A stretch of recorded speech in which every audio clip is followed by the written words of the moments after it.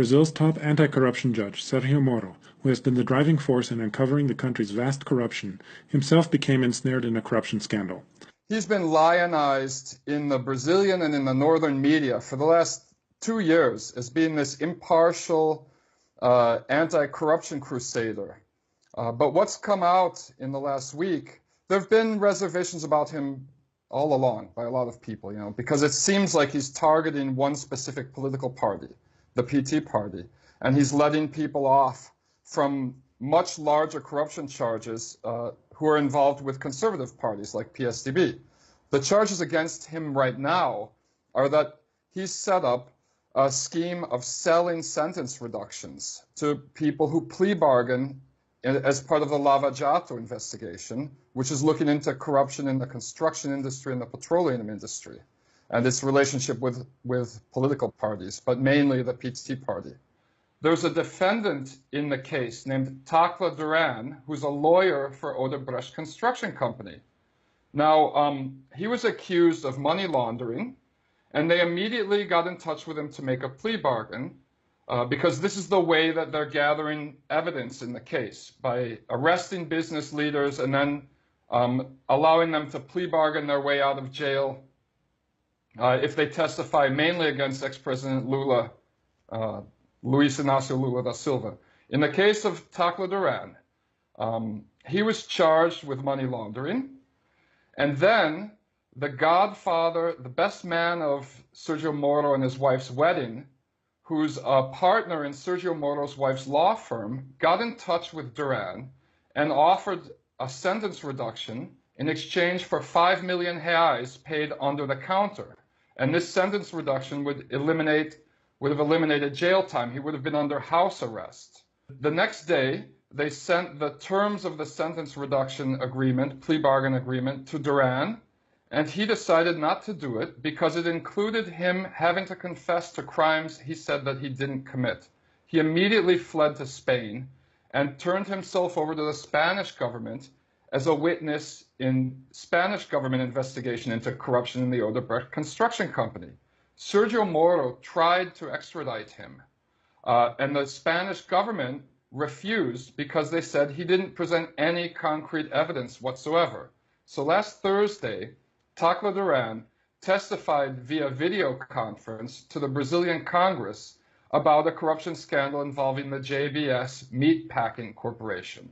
And during his testimony, he detailed the plea bargaining invitation that Moro's wife's law partner made to him for 5 million reais in cash. He accused the Lava Jato investigation of falsifying documents. And he ended his testimony accusing Lava Jato investigators of creating a plea bargaining industry involving millions of dollars and hundreds of business executives. And this is very suspicious.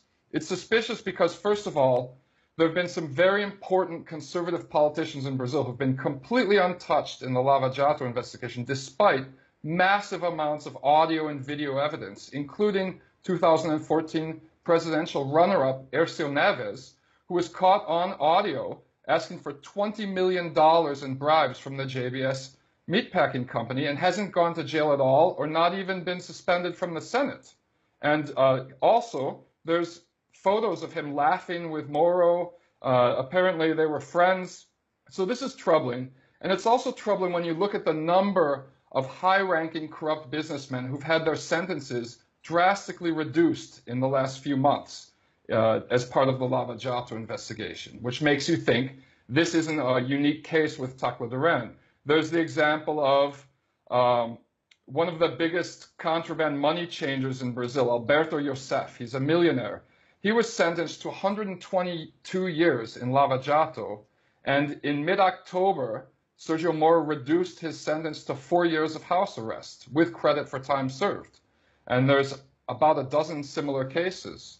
So what this all comes down to is it's just more evidence that affirms what a lot of critics of Lava Jato have been saying for 2 years now, is that it's not an impartial investigation into corruption, as it's been portrayed in the New York Times, in the Washington Post, in the Guardian, and other papers like this. It's actually a kind of political witch hunt designed to destroy Lula's candidacy next year in the presidential elections. All evidence points to there being clear conflict of interest because of his wife, her party connections to the PSDB party.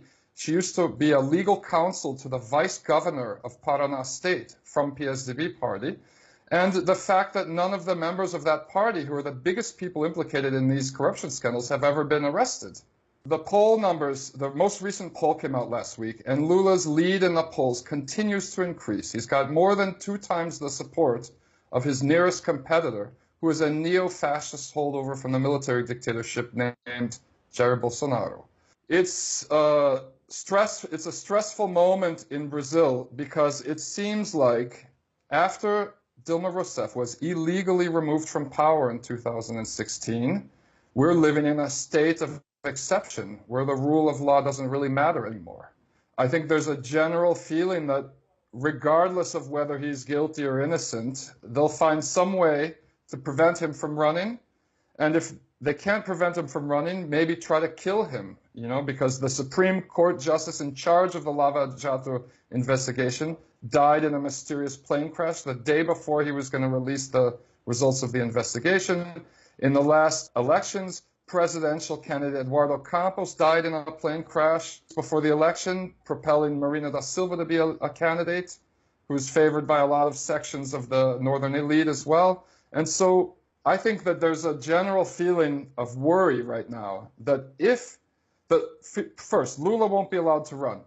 And second, if he's allowed to run, they'll just cancel the elections and change it to parliamentary elections, indirect elections like they had in 1985. As Brazil enters 2018, a crucial presidential election year, former President Lula da Silva is currently the frontrunner.